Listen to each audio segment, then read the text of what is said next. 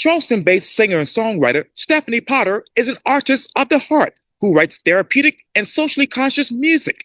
I talk one-on-one with Stefanie about what she's working on right now for this edition of Quintin's Close-Ups. And if you haven't already, subscribe to my YouTube channel and like Quintin's Close-Ups on Facebook.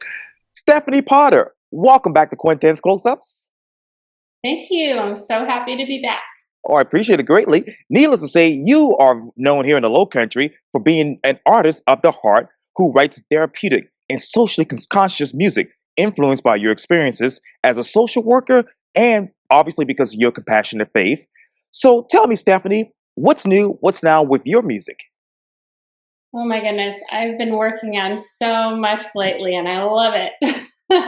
I know last time we talked, I had just released Plasticity and Right. we talked about next steps in writing. Well, since then I have written 20 new songs. So I've begun the recording process. 3 are in progress of being recorded. So I'm really excited about that. And of course I've been producing them from home again and then playing out live as well. So it's been a really cool journey lately. You talk about that journey. So let me ask you a compare and contrast question. Who is Stefanie Potter in the studio versus Stefanie Potter out live? Well, yeah, in the studio, I take my time trying to create things and really express the emotions through the instrumentation and through how I sing things. A lot of people go for like this super polished like vocal take. For example, I might choose one that sounds a little less polished, but really evokes the emotion. Like you can tell I'm actually feeling it. So, and then live me, I just get so excited about connecting with people in person and sharing my music, especially when people are there to actually listen and receive it. It's just such a gift to be able to be in that moment with people and have fun or talk about something meaningful all across the board. Which one of your songs, Stefanie, resonates with your audience?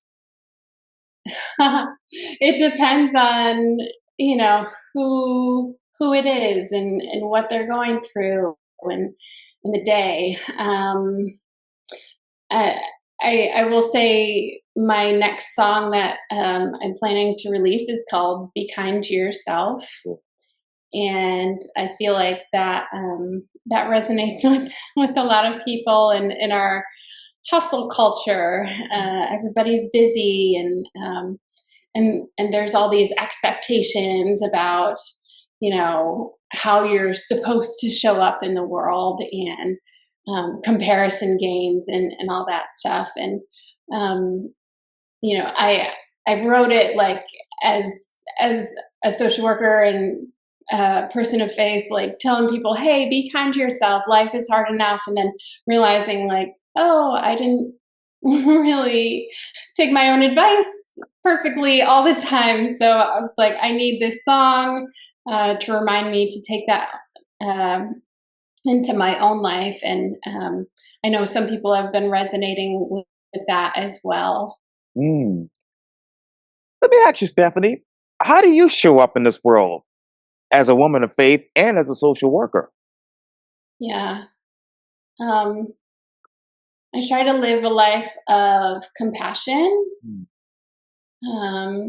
Because like I said, life is hard and we're all doing our best with what has been given to us in the moment. I try to live a life of faith and hope and trusting, for the future, that positive things are coming. And also at the same time, we know that negative things are always coming, but if we hold together, we can endure those negative things easier. And so a lot of what I talk about is based on social work research in classes I've taken over the years, Yeah. I noticed this theme of all these classes at some point saying like, and connection is really important, connecting with people, connecting with yourself, Yeah. connecting with, God or spiritual faith, the bigger picture at large. All those things are important for healing, and so I try to bring that into my everyday life and my music. Just yeah, trying to live it out like fully, I guess. And I'm probably going to ask you a redundant question, Stephanie, but how exactly has your music healed others? Hmm.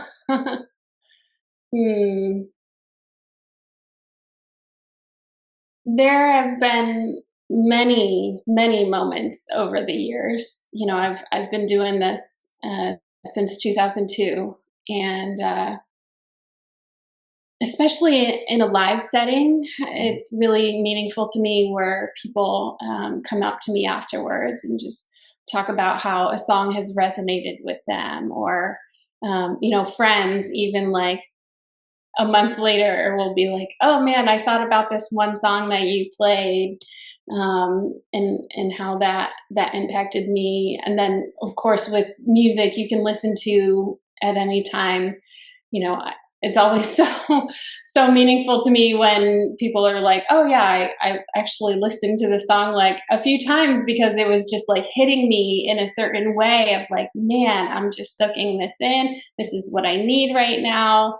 And I'm like, great, this is what I needed when I wrote it. So, yeah, I'm glad that can be of service to not just me, but the people around me too. Oh, absolutely. What genre of today resonates with you in your music? That is the question of the ages for me. Over the years, I've played with so many different genres, and honestly, I feel like I'm a songwriter first and foremost, and so I try to write to serve the song. There are certain genres that I feel like fit more of my taste and more of like my playing style and vocal style, and recently I've dug more into that soulful, bluesy side. And then I've always been a rock girly, so alternative edge, a little bit of sass lately, and yeah, just really digging into that. But again, like you can hear such a range of music from me over the years. And one of the songs I've written lately was called "Out of This Box," Mhm. and people like to like put people in boxes of like, Yeah. okay, this is you. Like, if I know this about you, that must mean X, Y, Z, and so I'm going to expect the same thing out of you every time, or that that somebody else I know who is this way, I'll expect that same thing. And people are much more dynamic than that, and and I can say that I am as well. And so, that plays into my genres as well. There will be some range for sure. It's an experience when you come to a show. It's songs are kind of some range, but I do feel like soulful, with a little bit of rock alternative edge is kind of where I've landed mostly recently. Wow. And of course, you just talked to me earlier about being in the music business since 2002. So, what is the biggest difference about music from your vantage point from then to now? Oh, everything. That's such a fun question. Yeah, back when I started, people people would set up like coffee houses and be like, okay, come bring your band and come play. And then we would have physical CDs to Yes. hand out. And so it felt very like grassroots and, community based. And I feel like, honestly, we're almost kind of bringing it full circle. Of course, there are like huge changes with streaming. Like, not as many people buy music anymore, and course, I encourage that because that's what really supports the artist. But streaming kind of levels the playing field in some way to be able to be heard like all around the world without having to have like some fancy label or anything like that.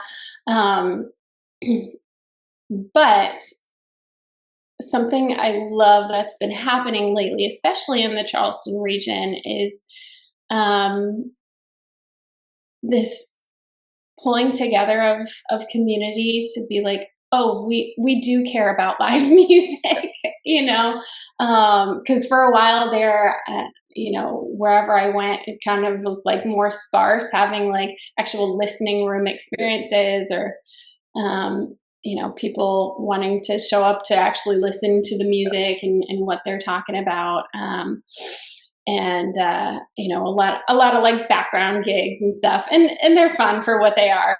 But with somebody who's really trying to connect with the listener, I love this trend lately where I feel like we're all craving something real in the age of AI and instant streaming. It's so nice to be able to show up in a space where we're there for the music, we're there to connect with other people, and I'm just seeing that more and more lately.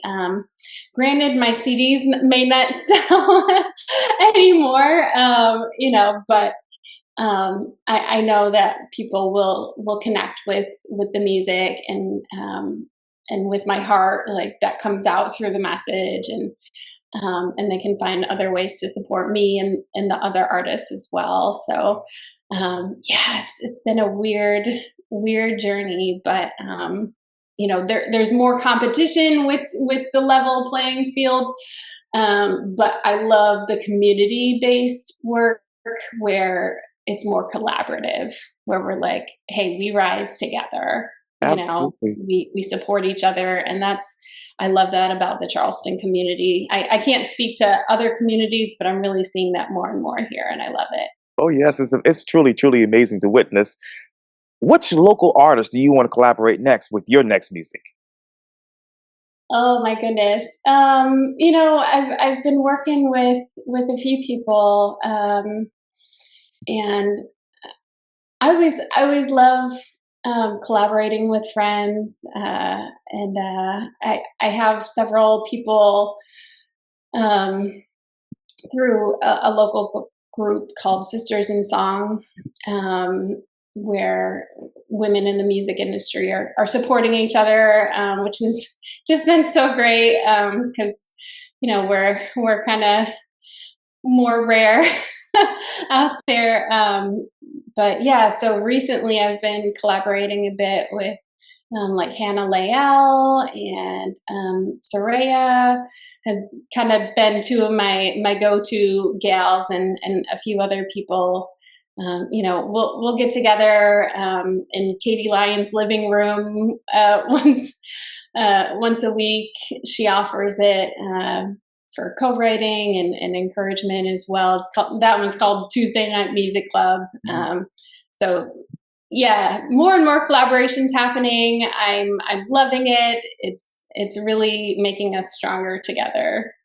Eh, eh, Speaking of which, Stephanie, which particular genre do you want to incorporate into your music next? Hmm. Yeah, I think so.